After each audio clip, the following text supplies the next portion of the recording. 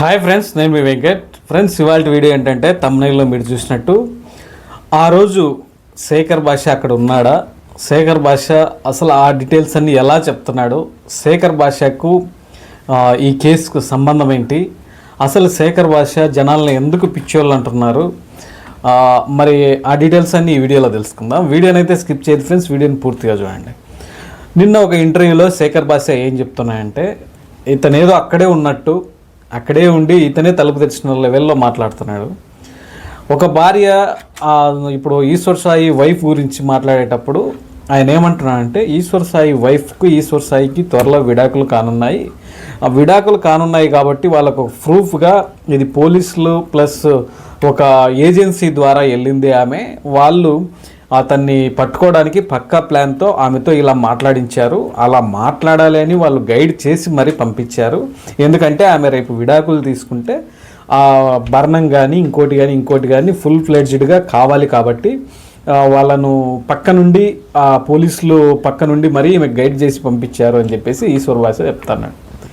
ఈశ్వర్ భాషకు మరి ఈ డీటెయిల్స్ ఎట్లా తెలుసో, మరి ఇంకో విషయం ఒక యాంకర్ ఏమని అడుగుతున్నారంటే, మరి మీకు ఇప్పుడు ఈశ్వర్ సాయి ఇప్పుడు మాధురి రాథోడ్ను పెళ్లి చేసుకుంటాడా, మరి జనాలందరూ పెళ్లి చేసుకోవాలని అడుగుతున్నారు కదా, మరి ఎట్లా అని అన్నప్పుడు ఈశ్వర్ సాయి వచ్చేసి మాధురి రాథోడ్ను పెళ్ళి అయితే చేసుకోడు, ఎందుకంటే అతను ఆ టైపు వ్యక్తి కాదు, తప్పకుండా భార్యకు విలువిచ్చే వ్యక్తి, భార్యతోనే ఉంటాడు, భార్య పిల్లలను చూసుకుంటాడు, ఆ అమ్మాయిని అయితే చేసుకోడు అని చెప్తున్నాడు.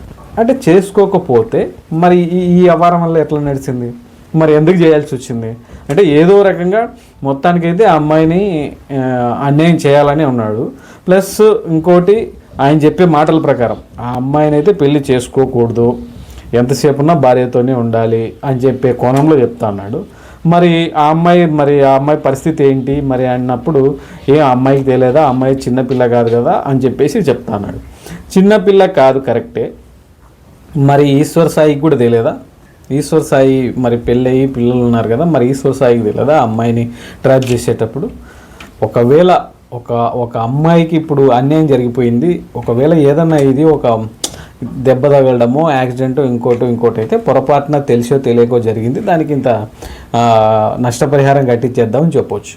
దీనికి నష్టపరిహారం అవన్నీ ఉండవు కదా, ఆ అమ్మాయి లైఫ్ అయితే స్పాయిల్ అయిపోయింది. మరి ఆ అమ్మాయి లైఫ్ను ఏ విధంగా మనం ప్రొటెక్ట్ చేయాలి, ఆ అమ్మాయి లైఫ్ని ఏ విధంగా అతని నుంచి కాపాడాలి అన్నప్పుడు ఒకటే మాట చెప్తారు ఎవరైనా కానీ, ఆ అమ్మాయిని పెళ్లి చేసుకోవాలి. మరి ఉన్న భార్య ఏంటంటే, మరి నువ్వే చెప్తున్నావు కదా శేఖర్ భాష, ఆ అమ్మాయి విడాకుల కోసం ఇదంతా చేసింది, పోలీసులను అప్రోచ్ అయ్యింది, ఆ పోలీసులు వేసిన ప్లాన్ ప్రకారం ట్రాప్ ప్రకారం దొరికినారు, అట్లాగే వాళ్ళ గైడెన్స్లోనే వెళ్ళి మాట్లాడుతుంది. మరి అంతగా జరిగినప్పుడు మరి ఇంకేముంది, ఇంకా డైరెక్ట్ విడాకులు ఇచ్చేసి ఈమెను పెళ్లి చేసుకోవచ్చు కదా.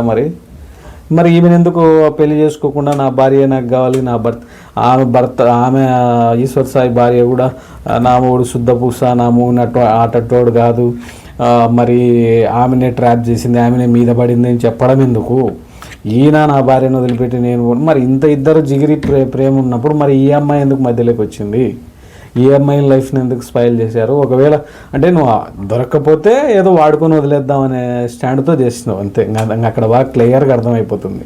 ఈశ్వర్ సాయి పెళ్ళి చేసుకోడు అని డైరెక్ట్గా శేఖర్ భాష చెప్తున్నాడు.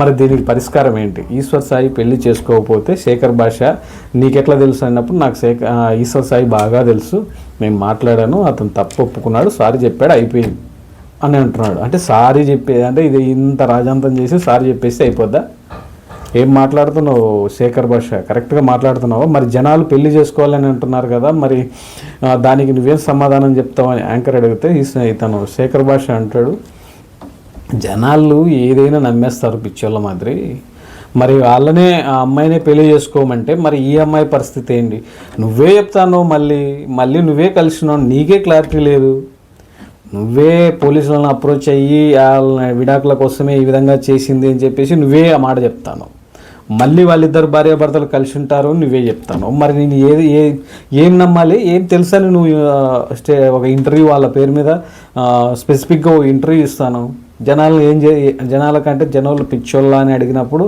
జనాలు ఏది చెప్పినా నమ్మేస్తారు, మరీ అంత ఎర్రిపప్పలా ఉన్నామా అనే స్టేజ్లో ఉన్నారు జనాలు.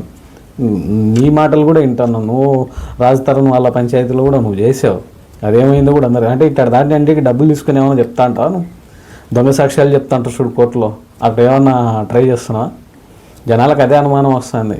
ఇప్పుడు అక్కడ మొత్తం ఊరు మందిల్లో జనాలు చూసే వాళ్ళంతా మాధురి రాథోడ్ని పెళ్లి చేసుకోవాలి ఈశ్వర్ సాయి అంటే, నువ్వేమంటావు అసలు చేసుకోకూడదు, చేసుకుంటే మరి తన భార్య పిల్లల పరిస్థితి ఏంటి, అతను చేసుకొని అంటున్నాడని డైరెక్ట్ చెప్పేస్తావు. ఈశ్వర్ సాయి కంటే ముందే నువ్వే చెప్పేస్తావు. అంటే నువ్వు చెప్తే అయిపోయాయి. ఇంకా మరి ఈ జనాలు సోషల్ మీడియాలో చూసేవాళ్ళు మరి ఆ అమ్మాయికి సపోర్ట్గా ఈశ్వర్ సాయి పెళ్లి చేసుకోవాలనే వాళ్ళంతా ఇడ్డేళ్ళు, నువ్వు ఒక్కొని మంచినివి, అంతేనా? ఏం మాట్లాడుతున్నావు? శేఖర్ భాష చూసి మాట్లాడు. ఎందుకంటే జానులిరి ఈ ఫోక్ ఇండస్ట్రీ వీళ్ళంతా ఆ అమ్మాయికి అన్యాయం చేయాలని చూస్తున్నారు. మరి ఇంక నువ్వు కూడా డబ్బులు తీసుకొని, అంటే నువ్వేమన్నా జడ్జివా, లేకపోతే నువ్వేమన్నా ఫోక్ ఇండస్ట్రీకి పెద్దనా? నువ్వు ఎట్లా చెప్పగలుగుతావు ఆ అమ్మాయిని పెళ్లి చేసుకోవడానికి? అంటే నువ్వు చేసుకోవడంటే అయిపోయానా? మరి ఇంతమంది సపోర్టుగా జనాలల్లా సపోర్టుగా అమ్మాయిని చేసుకోవాలనేటోళ్ళంతా పిచ్చోళ్ళ ఏం? శేఖర్ భాష నువ్వే చెప్పాలి దీనికి సమాధానం. నేనైతే క్వశ్చన్ వదిలేస్తాను. చూసేవాళ్ళు ఫ్రెండ్స్ మీరు కూడా, శేఖర్ భాష ఒక ఇంటర్వ్యూలో చెప్పాడు, మాధురి రాథోడ్ను ఈశ్వర్ సాయి పెళ్లి చేసుకోడు, అతనికి భార్య పిల్లలు ఉన్నారు, వాళ్ళ భార్య పిల్లలను మాత్రమే చూసుకుంటాడు, ఈ అమ్మాయిని చేసుకోడు, ఈ అమ్మాయికి తప్పు అయిపోయిందని సారీ చెప్పేశాను, ఇంతటితో క్లోజ్ చేసేయండి అని అంటున్నాడు. అంటే ఇంతటితో క్లోజ్, సారీ చెప్పేస్తే అయిపోయాయి. నేను చెంపకేసుకుంటున్నారా లేకపోతే నెతికేసుకుంటున్నారా సారీ చెప్తేనే వదిలేయడానికి? అమ్మాయి జీవితం మీద కొట్టావు ఈశ్వర్ సాయి, అంత తేలిగ్గా ఎట్లా అమ్మాయిని సారీ చెప్పేసి వదిలేయమంటావు? కరెక్టేనా ఇది? ఇంకొకటి అంటాడు మీరు వీడియోలే తీయకూడదని. మీరు వీడియోలు తీయకూడదని చెప్పడానికి నువ్వేడు? సోషల్ మీడియా ఇది, 130 మంది అన్యాయం జరిగినప్పుడు అడుగుతారు కూడా. నువ్వు ఒక్కడు ఏం తొరుముతాను కాదు, నువ్వు వీడియోలు తీయొద్దు అని కానీ ఆపేయడానికి ఎవడు ఆపడు. న్యాయం జరిగే వరకు ఎవరు ఆపరు. ఎందుకంటే అట్లాంటప్పుడు మీరు సోషల్ మీడియాకి తీసుకురాకుండా ఉండాల్సింది, సోషల్ మీడియాలో పెట్టకుండా ఉండాల్సింది. మాకేం అవసరం మీ ఇంట్లో తొంగి చూసి మరీ క్వశ్చన్ లేయడానికి? సోషల్ మీడియాలో వచ్చింది, ఇన్స్టాలో పెట్టావు, మీ వైరల్గా న్యూస్ అంతా వెళ్ళిపోయింది, స్ప్రెడ్ అయిపోయింది. ఇంకా తెలిసిన తర్వాత మేము శుద్ధపుసలం అంటే ఎట్టవుతుంది? ఒకవేళ నువ్వే కనుక ఆ ఈశ్వర్ సాయి చెప్పిందే కనుక కరెక్ట్ అయ్యి ఆ అమ్మాయి బాత్రూమ్కే కనుక వచ్చింటే, మరి బాత్రూమ్కి వచ్చినప్పుడు షర్టు అవన్నీ వదిలేసి ఎందుకు వస్తాడు? పోనీ ఒక ఆడపిల్ల బాత్రూంలోకి వెళ్ళేటప్పుడు ఎంత జాగ్రత్త ఎవరికైనా చెప్పో, లేకపోతే ఇంకోటి వెళ్తారు ఎవరైనా కానీ, ఒకవేళ ఏ ఉద్దేశం లేనప్పుడు ఆ టైంలో నీకేం అవసరం?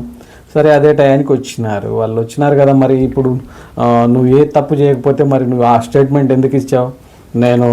నాకు ఆ టైంలో ఒక సోల్ అవసరమైంది, తనతో ఆ టెన్షన్లో కమిట్ అయ్యానని చెప్పేసి ఫస్ట్ నువ్వు చెప్పావు. తర్వాత నేను అక్కడికి బాత్రూమ్కి ఈ కట్టుకథలు నీకు చెప్పే కట్టుకథలన్నీ నమ్మొచ్చు, జనాలు మాత్రం క్వశ్చన్లు అడిగితే మీకు తప్పయింది. మీరు ఎన్ని యాక్షన్లు చేసినా ఎన్ని రియాక్షన్లు చేసినా తప్పకుండా అమ్మాయికి న్యాయం చేసి అమ్మాయిని పెళ్లి చేసుకుంటేనే ఈ వీడియోస్ సాగుతాయి. ఇంకోటి ఏదైనా కానీ, ఎందుకంటే ఒక అమ్మాయి విషయంలో ఎవరైనా స్టాండ్ తీసుకుంటారు. మాదేం పిఆర్ ఛానల్లో ఏం కాదు, వాళ్ళు వీళ్ళు డబ్బులు ఇస్తే చెప్పడానికి. మేము ఓన్గా ఎక్కడ న్యాయం ఎక్కడ అన్యాయం ఉందో దాన్ని బట్టి మాట్లాడతాను. చూసే వ్యూవర్స్ అందరు కూడా మీ అభిప్రాయాన్ని కామెంట్ రూపంలో తెలియజేయండి ఫ్రెండ్స్. ఎందుకంటే ఇట్లా అన్యాయం అయిపోతే ఎవరైనా ఆడపిల్లకు సహాయం చేయడానికే సహాయం చేయాలనే ఉద్దేశంతో ఈ వీడియోస్ అయితే పెడతాను. దీన్ని బట్టి మీ అభిప్రాయాన్ని కూడా కామెంట్ రూపంలో తెలియజేస్తే ఇట్లాంటి వాళ్ళకు గుణపాఠంగా ఉంటుంది. ఇది ఇంకొంచెం వైరల్ అయిపోయి జనాలకి తెలియాలి ముందు వాళ్ళు ఏం మాట్లాడుతున్నారు, ఈ అమ్మాయి పరంగా ఏం చేయబోతుంది. అమ్మాయికి న్యాయం జరిగే వరకు మాత్రం ఈ వీడియోస్ ఆపకూడదని నేనైతే అనుకుంటున్నాను. ఇది ఫ్రెండ్స్, ఇంతసేపు ఓపిక్గా నా వీడియోని ధన్యవాదాలు. జై హింద్.